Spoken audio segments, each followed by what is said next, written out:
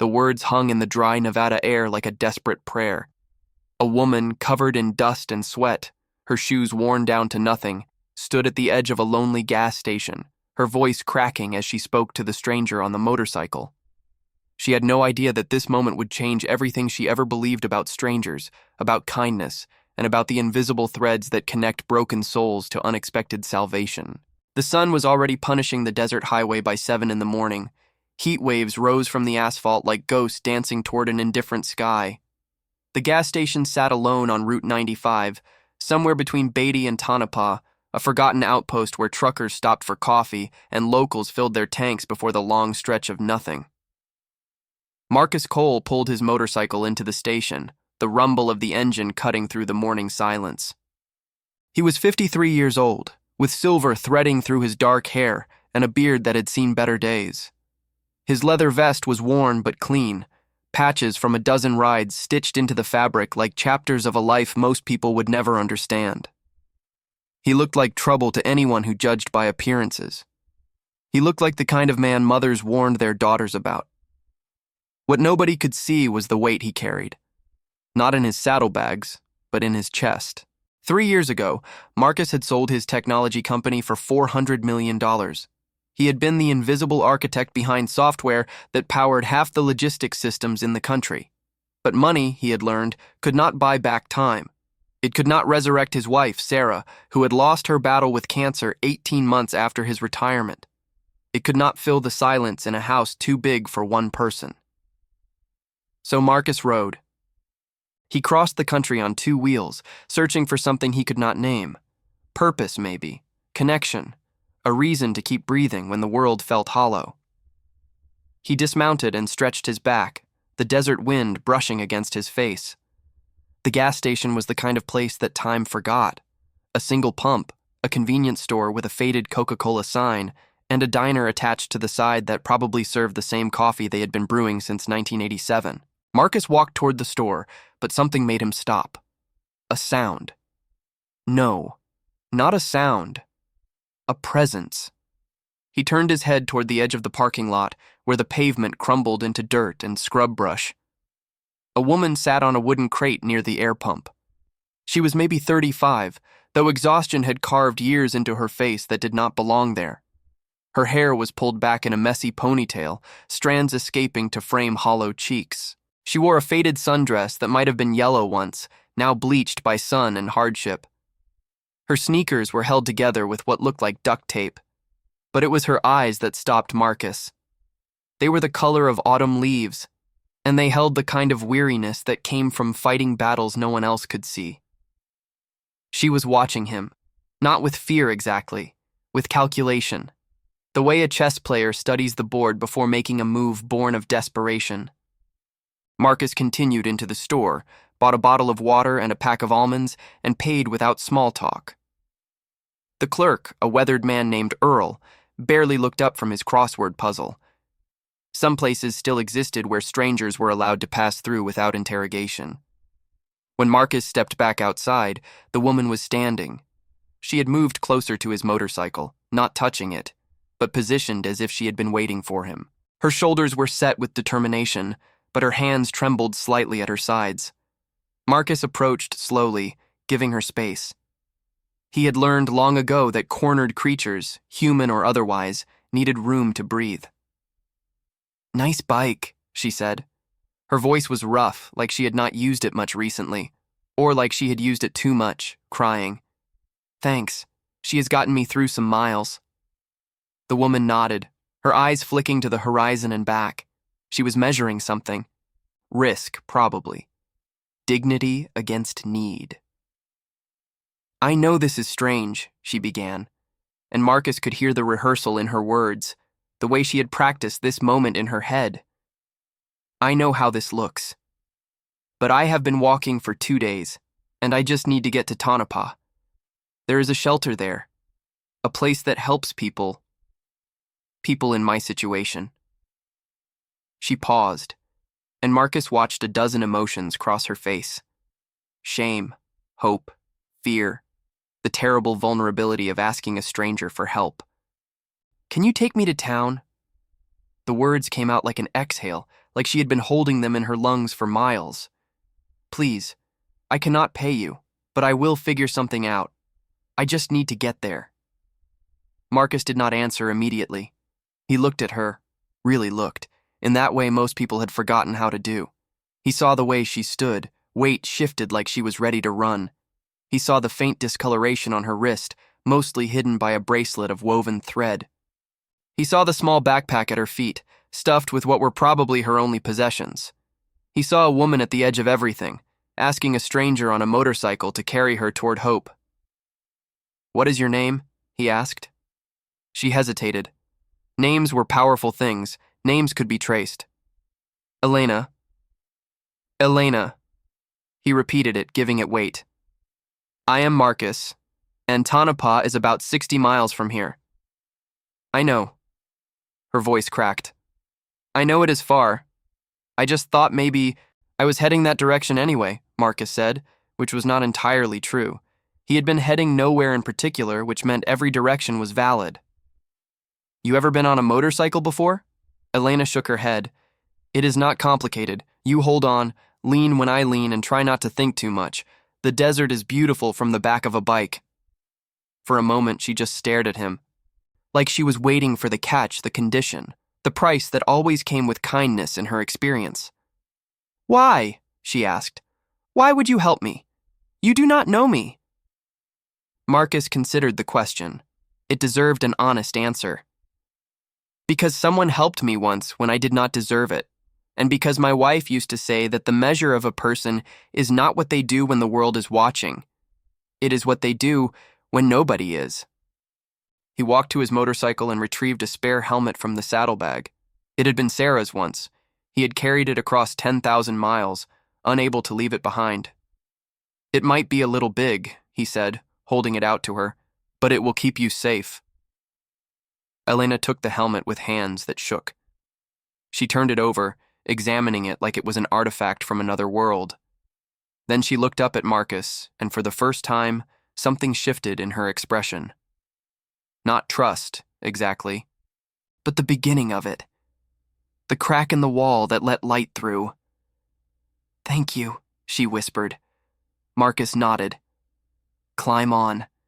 We have got some road to cover." The motorcycle roared to life, and Elena settled behind him, her hands gripping the sides of his vest. They pulled out of the gas station and onto the highway, the desert opening before them like a promise. She did not know that the man she clung to could buy the entire town of Tonopah without checking his bank balance. She did not know that he had built and lost an empire, that he had held his dying wife in this very position on this very bike, riding toward a sunset she would never see. All she knew was that a stranger had said yes when the world had been saying no for longer than she could remember. And sometimes, that is enough to keep a heart beating. Check if you are already subscribed to this channel. Stories like this one remind us that kindness still rides the highways of this country, waiting to find those who need it most. Subscribe now so you never miss a moment when humanity reveals its best self. The highway stretched before them like a gray ribbon unspooling toward the mountains.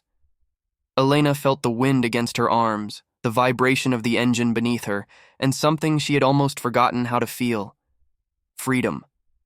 For 2 years, she had been trapped, not in a room with locks, but in a life that had slowly closed around her like a fist. It had started with love, or what she thought was love. Kevin had been charming, attentive, the kind of man who made her feel seen after years of invisibility. They had met at a restaurant where she worked as a waitress, and he had left his number on a napkin with a note that said, "Your smile made my whole week better." She should have noticed the signs. The way he needed to know where she was at all times, the way he isolated her from friends, from family, always with reasons that sounded almost reasonable. The way his moods shifted like weather, sunny one moment and storming the next. By the time she understood what was happening, she was already in too deep. She had moved to Nevada with him, far from anyone who knew her name. She had quit her job because he said he would take care of her. She had become a ghost in her own life, haunting the edges of a house that never felt like home. The night she left, Kevin had been out drinking with friends. She had taken only what she could carry, slipped out the back door, and started walking. No phone, because he monitored it. No car, because the title was in his name. No money, because he controlled every dollar. Just her feet and the road, and a destination she had researched in secret at the public library. A shelter in Tonopah that helped women start over. A place with counselors and resources and, most importantly, safety. She had walked for 2 days, sleeping in culverts, drinking from gas station bathrooms, eating nothing but a granola bar she had hidden in her backpack months ago for an emergency that had finally arrived. And now she was on the back of a motorcycle, holding on to a stranger who smelled like leather and coffee, watching the desert blur past like a dream she was afraid to wake from. "You okay back there?" Marcus called over his shoulder, his voice cutting through the wind. "Yes," she said, and was surprised to find she meant it. Marcus smiled, though she could not see it. He had felt her relax over the past 20 minutes, the death grip on his vest loosening into something more natural. Whoever she was, whatever she was running from, she had found a moment of peace on the back of his bike. He understood that kind of running. After Sarah died, he had run too. Not from danger, but from grief. From the silence of their bedroom. From the sympathy in people's eyes that felt like sandpaper against his soul. The motorcycle had saved him. The road had given him space to breathe, to think, to remember who he was outside of his loss. He had ridden through rainstorms and heat waves, through mountain passes and coastal highways. He had stopped in small towns where nobody knew his name or his net worth, where he was just another traveler passing through.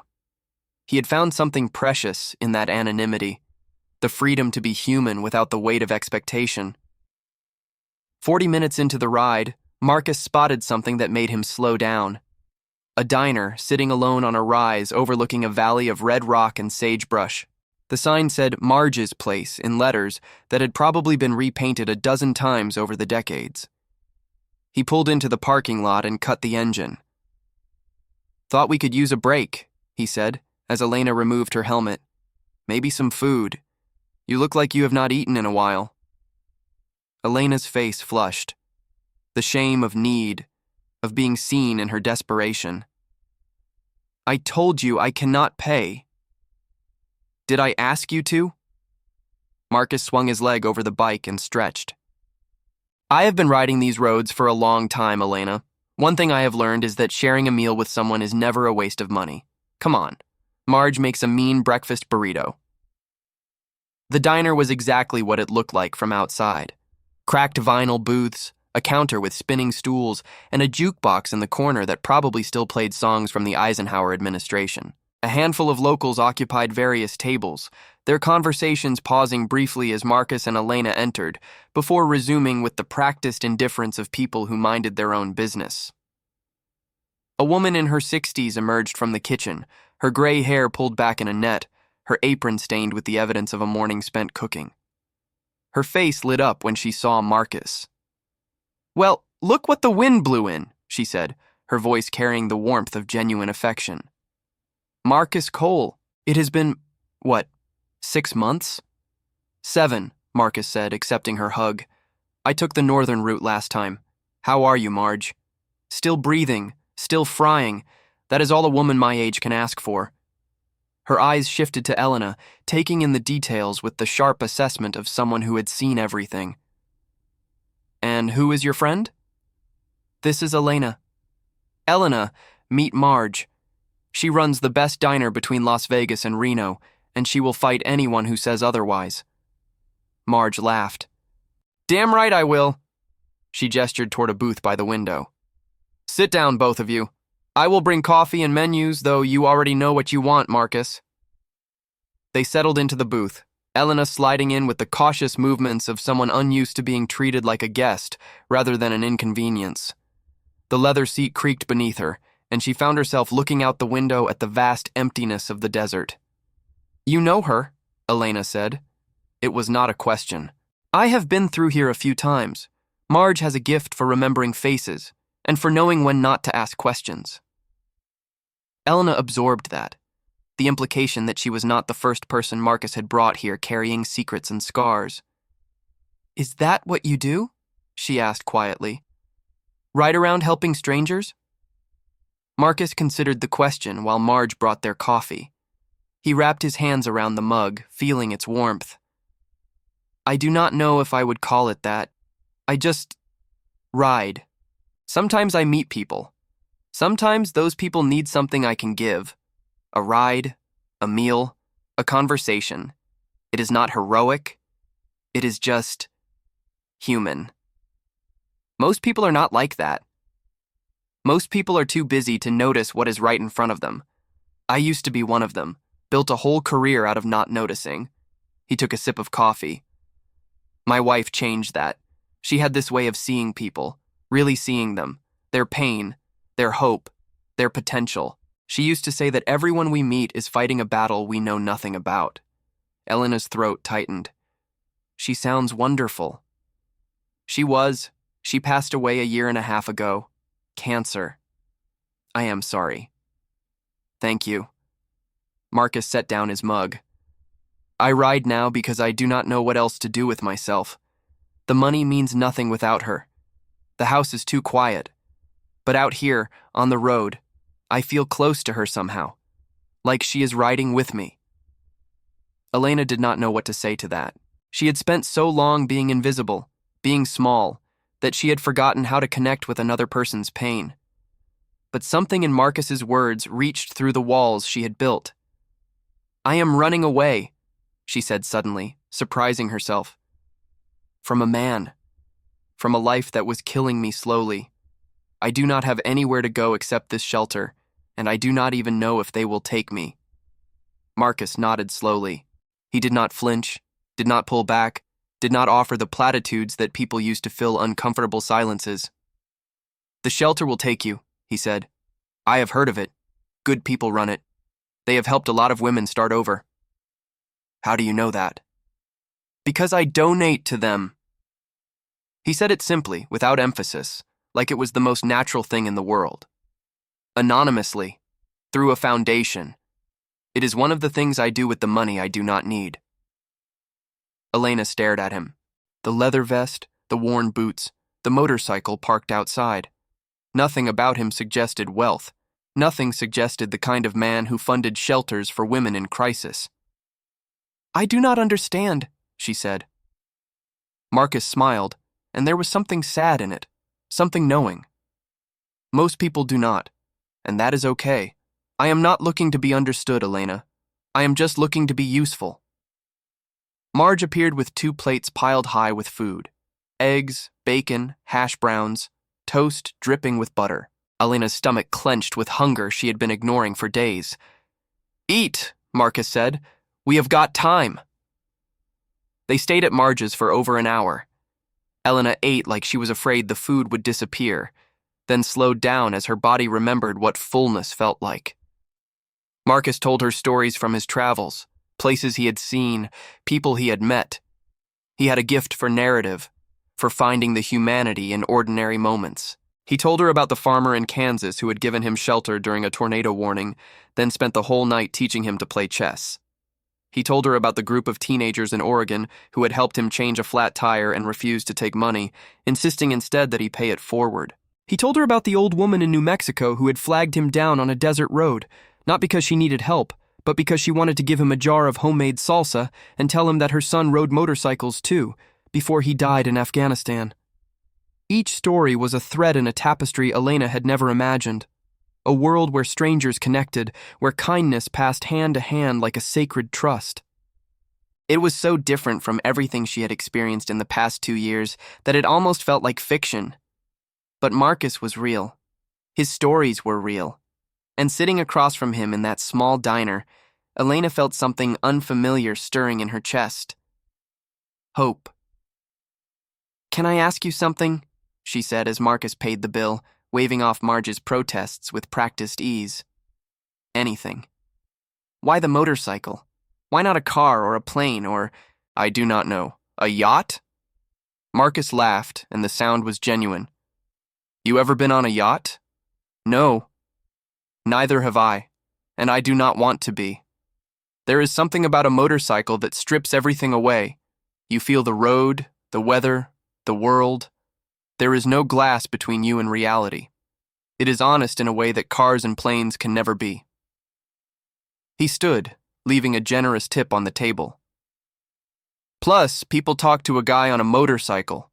They share things they would never share with someone in a suit. On a bike, I am just another traveler, nobody special, and there is freedom in that. They walked back to the motorcycle, and Elena paused before putting on the helmet. The sun had climbed higher, burning away the morning cool. In another hour, the desert would be a furnace. Marcus. She hesitated, trying to find words for something she barely understood herself. Thank you. Not just for the ride or the food, for treating me like a person. It has been a long time since anyone did that. Marcus met her eyes, and she saw understanding there, the recognition of one wounded soul to another. You are a person, Elena. Whatever anyone told you, whatever you started to believe, you are a person, and you deserve every good thing that is coming your way. He handed her the helmet.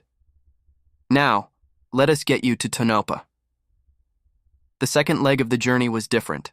Elena found herself noticing the landscape, really seeing it for the first time.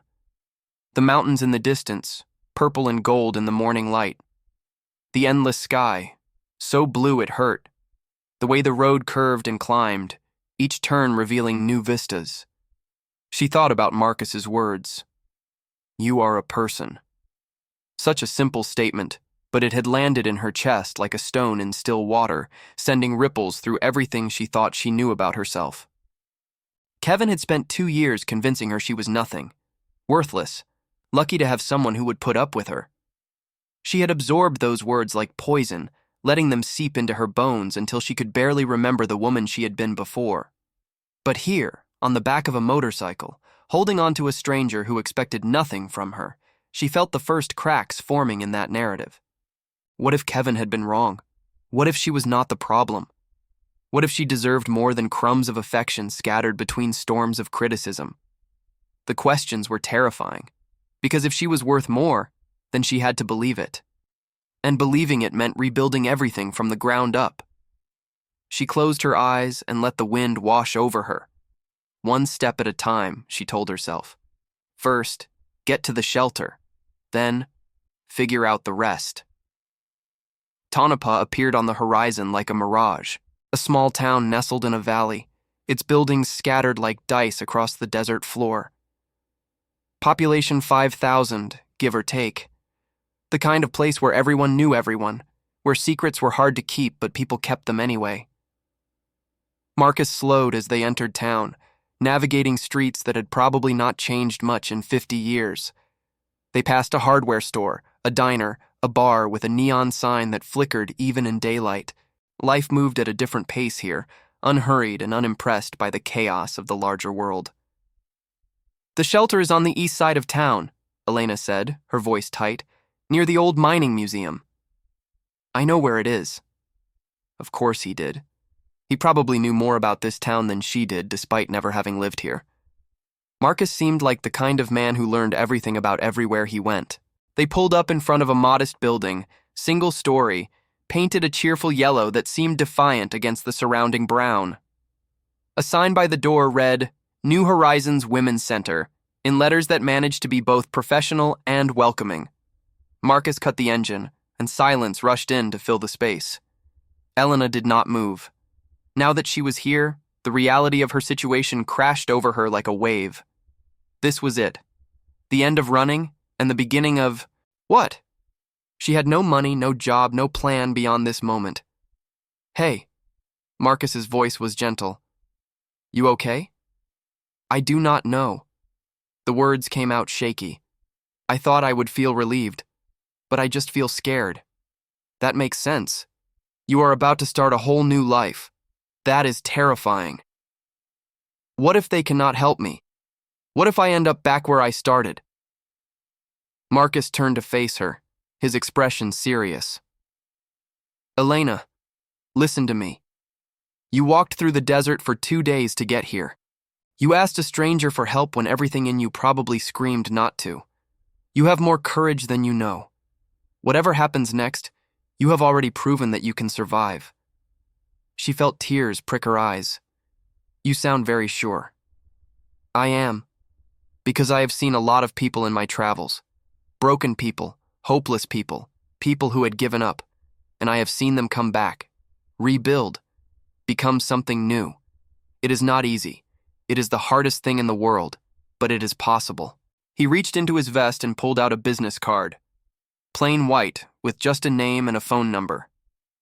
This is my contact, he said. If you ever need anything at all, you call that number, day or night. Do you understand? Elena took the card. Her hands were shaking again.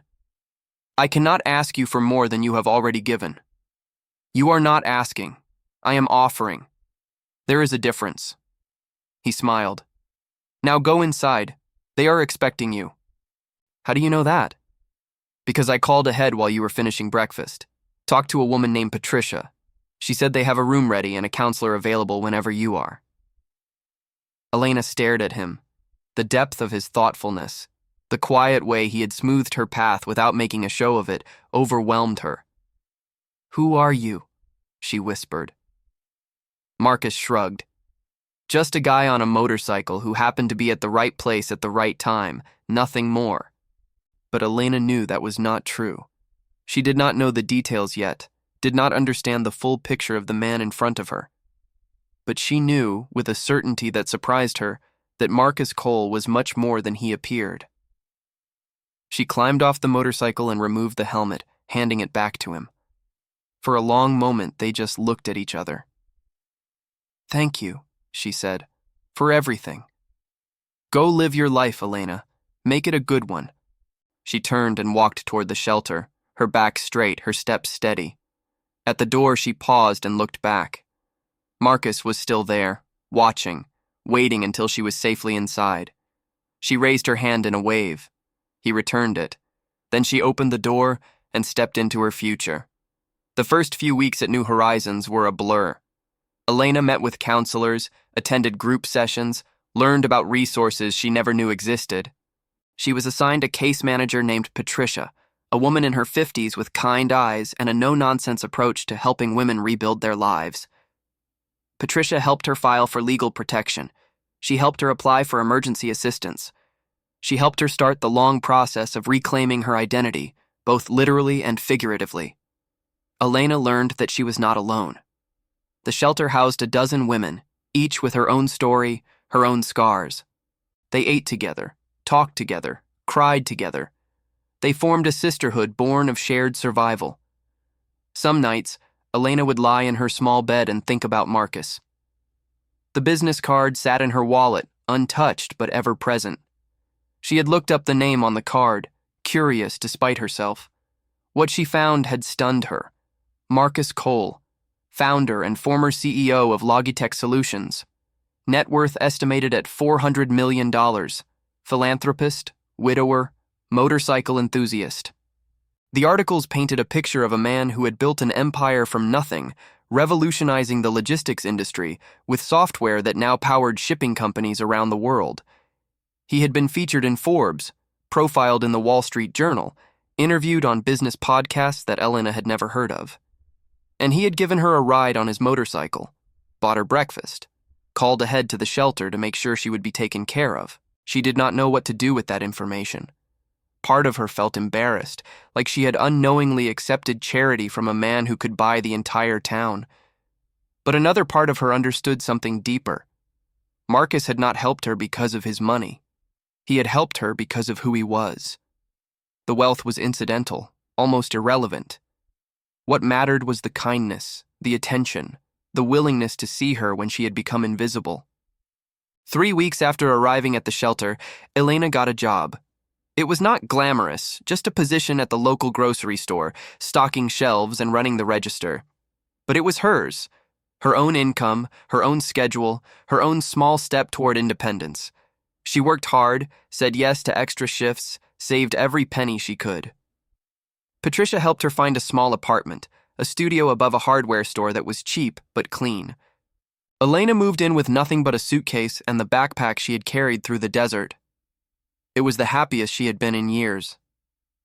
One evening, about 2 months after her arrival, Elena was walking home from work when she saw a motorcycle parked outside the diner on Main Street. Her heart skipped, but when she looked closer, she saw that it was a different bike, a different rider. Still, the sight triggered something. A realization that had been building for weeks. She needed to say thank you. Properly. Not just the rushed gratitude of that first morning, but something real. Something that matched the magnitude of what Marcus had done for her. She did not call the number on the card. Something held her back, a fear that hearing his voice would shatter the careful reconstruction she was building. Instead, she wrote a letter. She spent 3 nights on it, drafting and redrafting, trying to capture everything she felt without sounding foolish or overly emotional. In the end, she kept it simple. Dear Marcus, I do not know if you will remember me. You have probably helped a lot of people since that morning at the gas station, but I want you to know that I remember you. I made it. I am in Tonopah, working at the grocery store, living in my own apartment. It is small and sometimes the pipes make strange noises, but it is mine. That probably does not sound like much to someone like you, but to me, it is everything. I looked you up. I know who you are now, or at least who the articles say you are. I understand if you want to keep your distance. I imagine it is hard to know who wants to be close to you for the right reasons.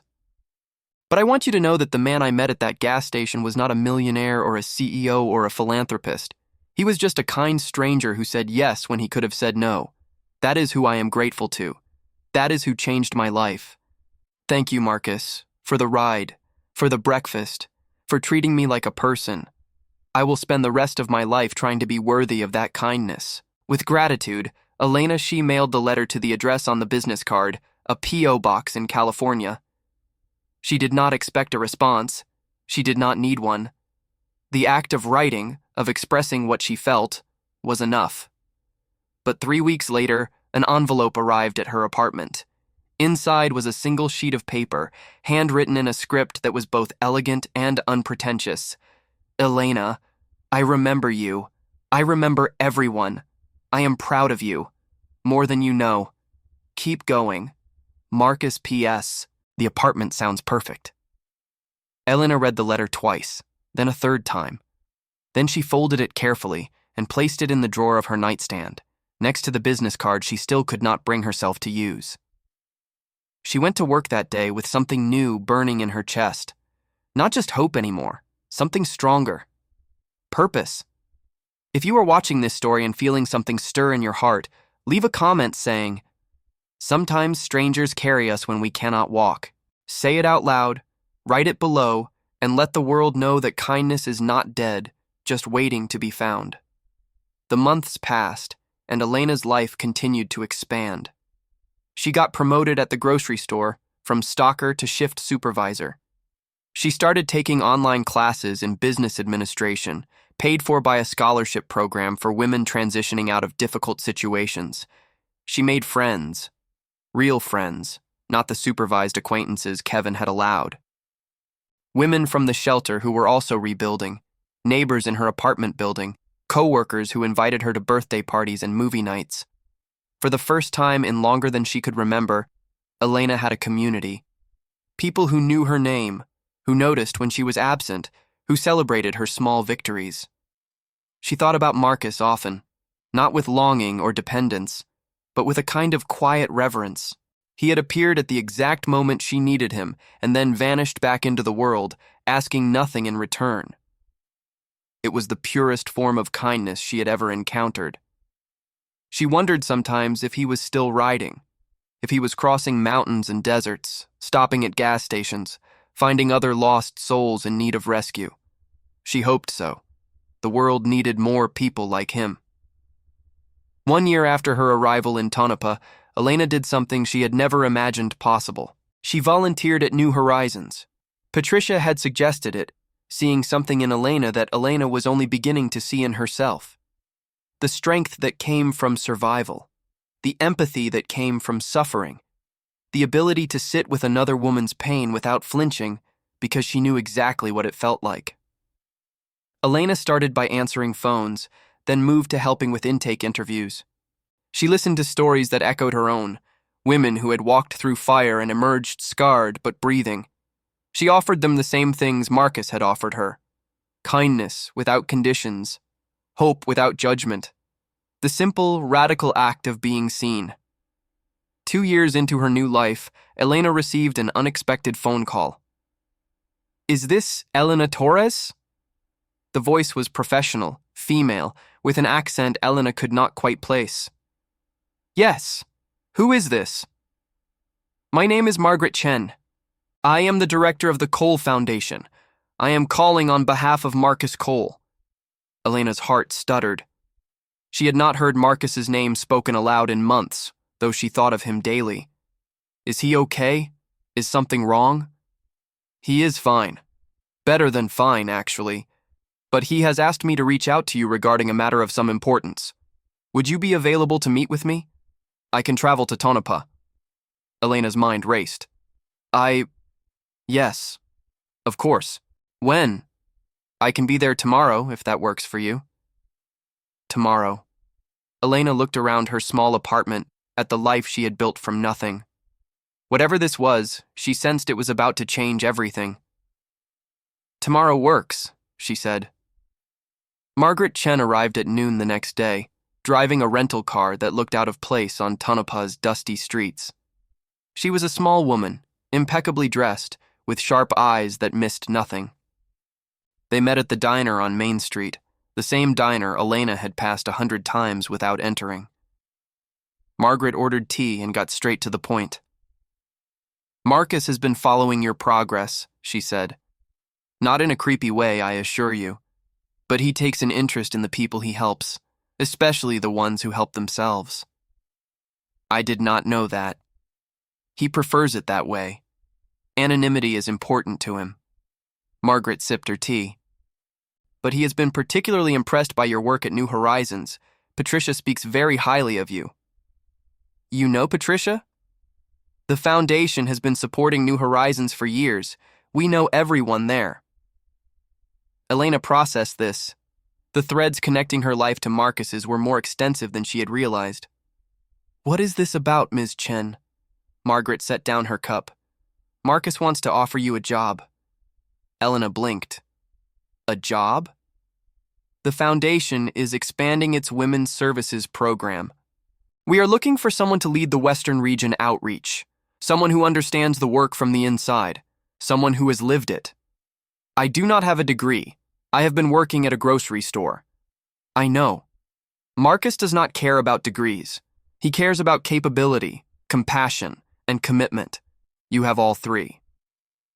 Elena sat back in her chair, stunned. The offer was beyond anything she had imagined for herself. A real career. A chance to help women like her on a scale she had never dreamed possible. "Why me?" she asked. Margaret smiled. "Because Marcus believes in you, and Marcus has a track record of believing in people who turn out to be extraordinary. I need to think about it." "Of course. Take all the time you need. But Elena?" Margaret leaned forward. "Do not let fear make this decision for you. You have already proven you can survive the hard things. Now it is time to see what you can build." Elena thought about the offer for 2 weeks. She talked to Patricia, who encouraged her to take it. She talked to her counselor, who helped her work through the fear of success that was almost as paralyzing as the fear of failure. In the end, she called the number on Marcus's business card, the one she had carried for 2 years without using. He answered on the 3rd ring. "Elena." His voice was warm, unsurprised, like he had been expecting her call all along. "It has been a long time." 2 years, she said. "I should have called sooner." "You called when you were ready. That is what matters." She took a breath. "I want to take the job, but I need to understand something first." "Okay. Why me? Out of everyone you have helped, everyone you could choose for this position, why me?" There was a pause. When Marcus spoke again, his voice was softer. "Do you remember what I told you at Marge's diner? About why I ride? You said you were looking to be useful." "Exactly. For most of my life, I was useful in ways that made money but did not make meaning. I built systems and software and profits, but after Sarah died, I realized that none of it mattered. Not the way she mattered. Not the way helping someone matters. I am sorry about your wife. Thank you. She would have liked you, Elena. She would have seen what I see. And what is that?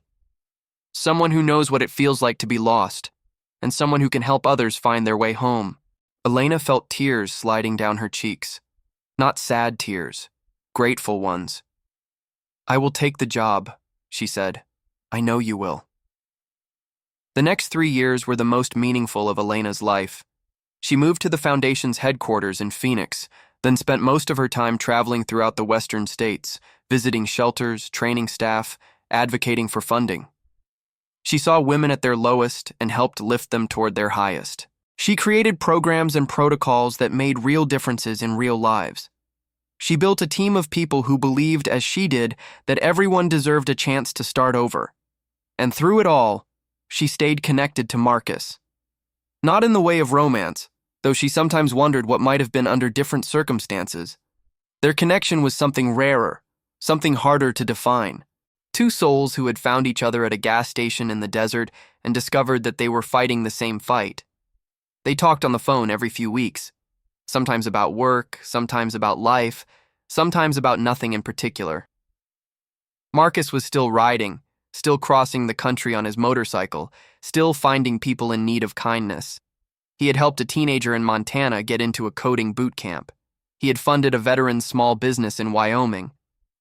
He had sat with a dying man in Oregon, holding his hand through the final hours because there was no one else. Each story reminded Elena why she had taken this path, not for the salary or the title, but for the privilege of being part of something larger than herself. On the 5th anniversary of that morning at the gas station, Elena organized a special event, a fundraiser in Tonopah at the community center, bringing together women from New Horizons past and present. She had kept it a secret from Marcus, working with Margaret to ensure he would be there. When he walked through the door and saw the banner that read, "Thank you, Marcus Cole," his face went through a dozen emotions: shock, embarrassment, gratitude, and something that looked like peace. Elena took the microphone and addressed the crowd of over 200 people. 5 years ago, I was standing at a gas station in the middle of nowhere, asking a stranger for a ride. I had nothing. No money, no hope, no idea if I would survive another day. She paused, finding Marcus's face in the crowd. That stranger said yes. He gave me a ride, a meal, and something I did not even know I needed, the belief that I was worth helping. Today, I stand before you as the Western Regional Director of the Cole Foundation. I have helped hundreds of women find their way to safety and their way back to themselves. And none of it, not a single moment, would have been possible without that man over there. She pointed at Marcus, who looked like he wanted to disappear into the floor. Marcus Cole does not do what he does for recognition. He does it because he believes in the fundamental goodness of people, even when the world gives him every reason not to. He does it because his wife taught him that kindness is never wasted, even when it goes unacknowledged. Tonight, we acknowledge him. Not as a millionaire or a philanthropist, but as what he truly is, a good man who stops when others drive past. The room erupted in applause. Women who had been helped by the foundation, staff who had dedicated their careers to the mission, community members who had seen the impact firsthand. They all rose to their feet, honoring a man who had spent his life trying to be invisible. Marcus stood there, tears streaming down his face, accepting something he had never sought and never expected: love, gratitude, the knowledge that his life had mattered. After the event, Elena found him outside, sitting on a bench overlooking the desert. The sun was setting, painting the sky in shades of orange and purple. She sat down beside him without speaking. "You did not have to do that," he finally said. "Yes, I did.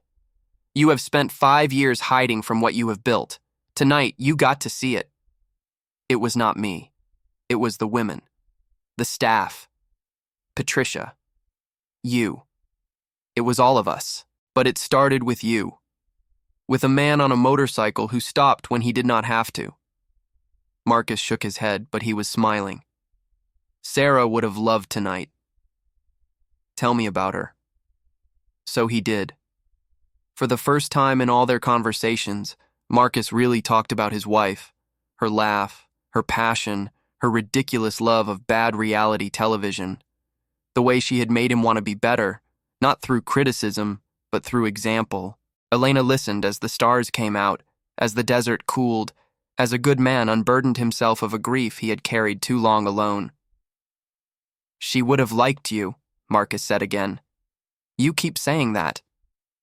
Because it is true. She always knew people. Really knew them. She would have seen your heart, Elena, and she would have been proud of what you have become.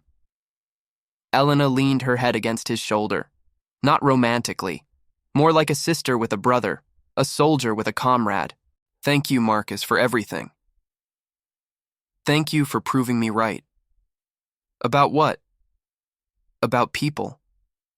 About kindness. About the fact that sometimes the best thing you can do is show up and say yes. 10 years after that morning at the gas station, Elena stood on a stage in Washington, D.C., accepting an award for humanitarian service.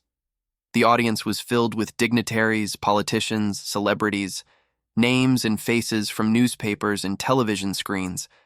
But Elena was not looking at them. She was looking at the 2 seats in the front row. One was occupied by Marcus Cole, now 63 years old, his hair fully silver, his smile unchanged. The other was occupied by a young woman named Lucia, one of the first women Elena had helped when she started at the foundation. Lucia was now a lawyer, specializing in domestic violence cases. She had won 17 court battles in the past year alone. Her story had started much like Elena's, with desperation and a stranger's kindness. The cycle continued. This award belongs to every woman who ever walked through desert heat toward an uncertain future, Elena said into the microphone. It belongs to every stranger who stopped their car or their motorcycle to offer help. It belongs to the hidden helpers, the anonymous donors, the quiet believers in human potential. She looked at Marcus. I was asked once who I thought I was, to think I could make a difference. I did not have an answer then, but I have one now. I am someone who was helped, and now I help others. That is who I am. That is who we all can be if we choose. The audience applauded. Elena descended from the stage and made her way to Marcus. He stood to embrace her, and she felt the years between them, all the miles and memories and miracles. You did it, he said. We did it. What happens now? Elena smiled. Now we go find the next person standing at a gas station, hoping for a ride. Marcus laughed. The sound was pure and joyful, the laugh of a man who had found his purpose and lived it fully. I will get the motorcycle ready. They walked out of the ballroom together, leaving behind the glitter and recognition for the work that truly mattered. The work that happened in small towns and shelters, on dusty roads and in quiet diners. The work of being human. Outside, the night was cool and clear. Elena looked up at the stars, thinking about how far she had come from that desperate morning at the gas station. Can I ask you something? She said. Anything. That day you picked me up. What would have happened if you had not stopped? Marcus considered the question. I do not know. You might have found another way, or you might not have. But I try not to think about the roads not taken. Why not? Because this is the road we took. This is the life we built. And it is beautiful, Elena. Every broken piece of it. She nodded. He was right. The pain, the struggle, the long journey from lost to found. It was all part of the story.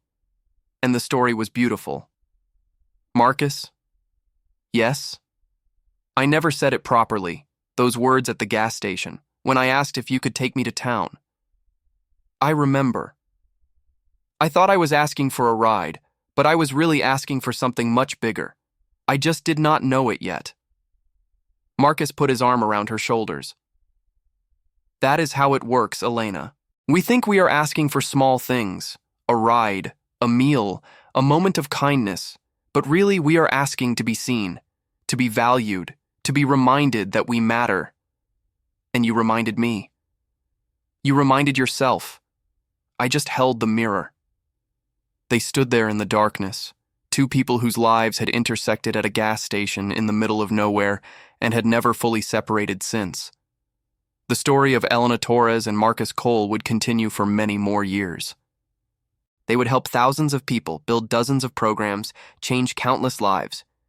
But they would never forget where it all started, with 5 simple words. Can you take me to town? And one answer that changed everything. Yes. If you watched this far, it is because this story touched something in your heart. Leave a comment saying, I watched this far, so I can get to know you and know who really loves the stories on this channel. If this story moved you, hit that like button and share it with someone who needs to believe in kindness today. And if you are not subscribed yet, what are you waiting for? Join our community of people who believe that strangers can become family and that one act of kindness can change a life forever. Remember, somewhere out there, someone is standing at their own gas station, hoping for their own miracle. Maybe that miracle is you. Thank you for watching. Thank you for believing. And thank you for being part of this journey. Until next time. The desert highway stretched endlessly under the stars. A motorcycle rumbled in the distance, carrying its rider toward the next story, the next stranger, the next moment when a simple yes could transform a life. The road goes on, and so does the kindness. Always.